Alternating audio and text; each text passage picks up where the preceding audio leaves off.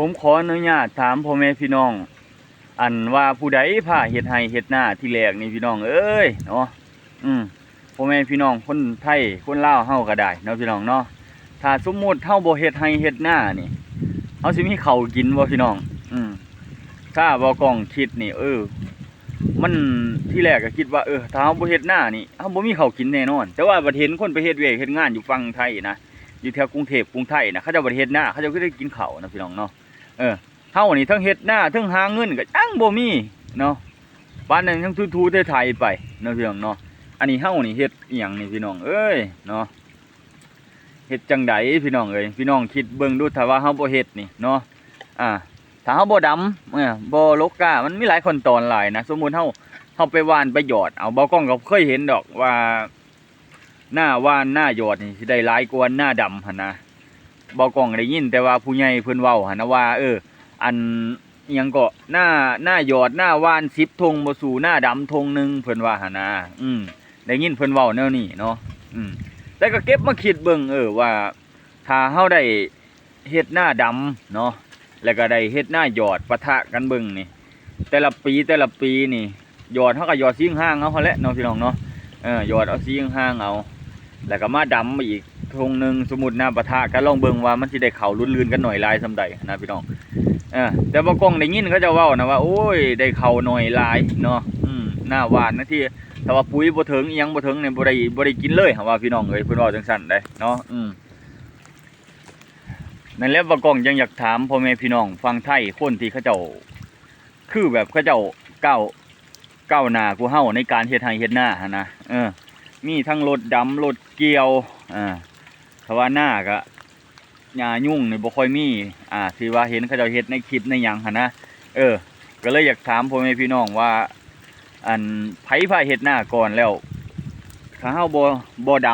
ำมันแตกต่างอีหยังกันแน่กับหน้าหยอดหน้าว่านนี่นะพี่น้องมันแตกต่างอีหยังกันแน่นะบ่กล้องกับบ่ฮู้คือกันได้อันนี้ก็เลยอยากออกมาถามพ่อแม่พี่น้องเบิ่งว่ามันแตกต่างอีหยังกันแน่เนาะเพราะว่าบ่กล้องคิดว่าถ้าเฮาว่านถ้าเฮาหยอดนี่มันสิลดต้นทุนในการเฮา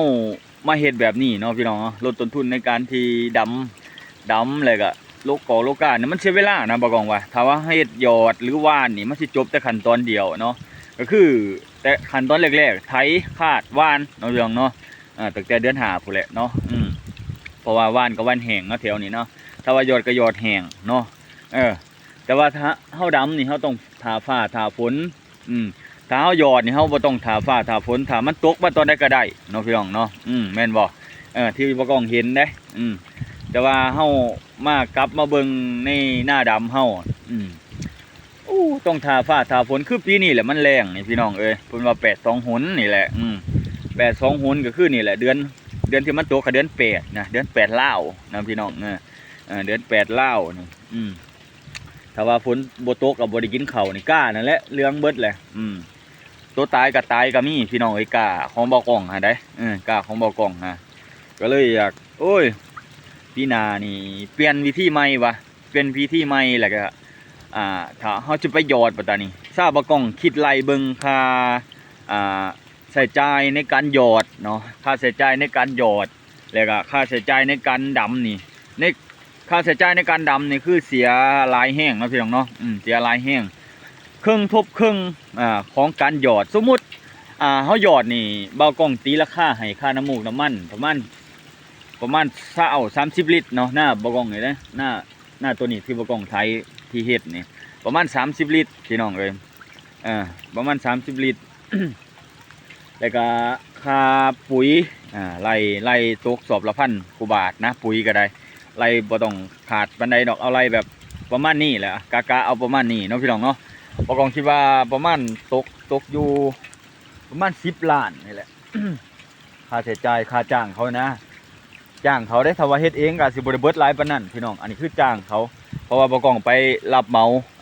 หน้าก็ประมาณซ้ำนี่แหละ6 ล้านกว่าพี่น้อง6 ล้าน5 6 ล้าน7ก็ประมาณหมื่นน้อยๆพี่น้องเอ้ยประมาณหมื่นน้อยๆประมาณ10,000 กว่าบาทปัตตานีเฮามาไล่ลบกับราคาที่เฮามาดำปัตตานี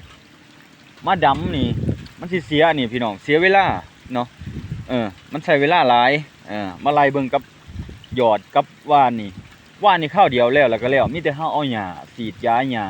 คุ้มหญ้าฆ่ายาหญ้าแล้วก็ใส่ปุ๋ย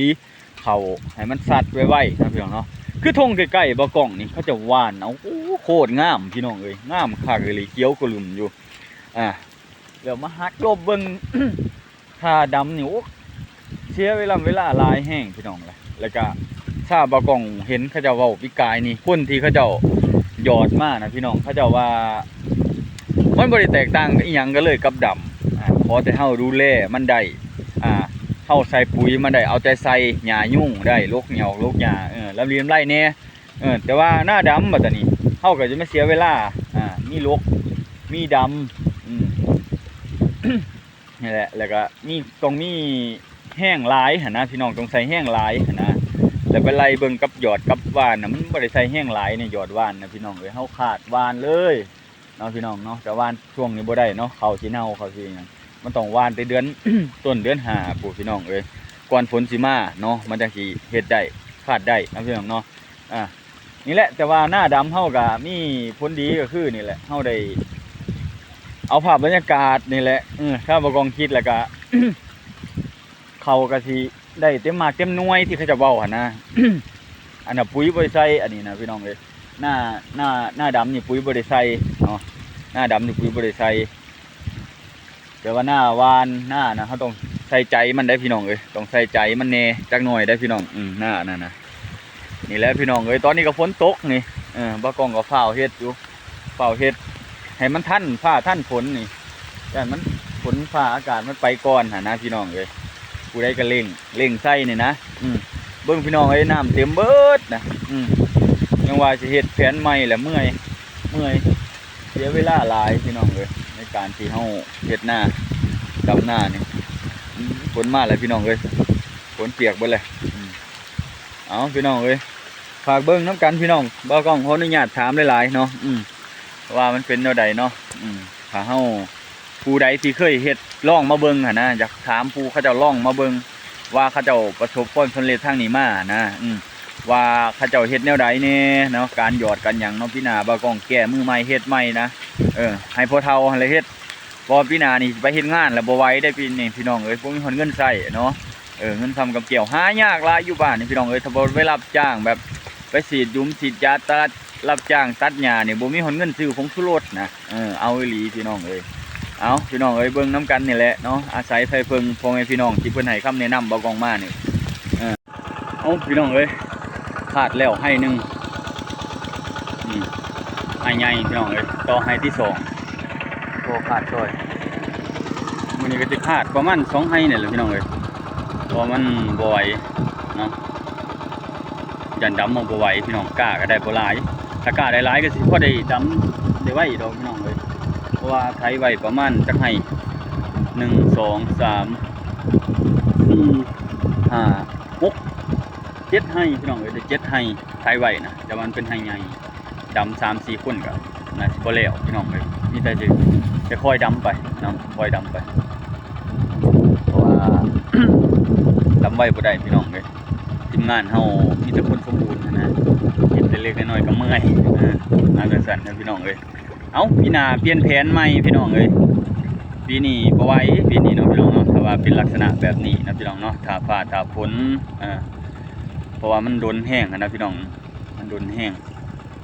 เดือน7เดือน8ปกติปีก่อนนี่แล้วดำหน้าพี่น้องจนได้มาตึกเอาซื่อๆกับกล้องรุดไปพี่น้องเอ้ยสงสัยมันล้วนนิดหน่อยนะพี่น้องเนาะพี่กายนี่นะเดือน7เดือน8นะประกองเดี๋ยวมาตึกสะดุ้งมาเบิ่งเขาจะตึกสะดุ้งให้พี่น้องได้เบิ่งน้ำกันแหละเนาะแต่ว่าปีนี้นะบ่ได้เห็นเลยพี่น้องน้ำมันบ่ทันมาเนาะน้ำบ่ทันมา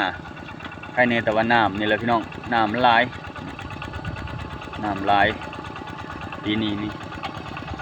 เขาก็เลยได้ดำแล้วปีนี้พี่น้องเอ้ยได้ดำแล้วเดือน8ก็ได้เนาะแต่ว่าสิได้